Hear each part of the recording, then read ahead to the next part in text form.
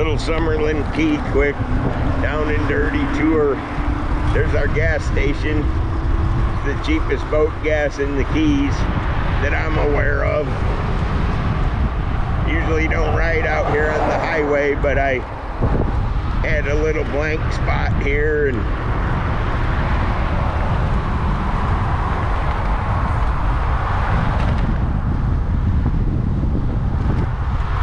got our own little hardware store. There's the post office.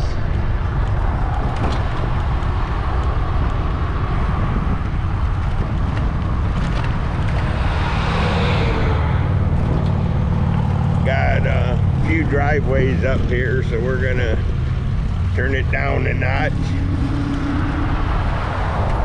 Murray's Market is our designer grocery store. Pretty cool, actually.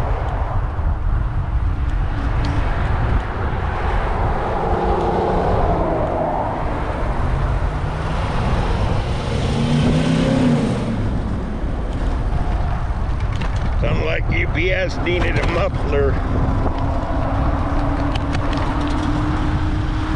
Got our own pizza place. Actually makes pretty good pizza.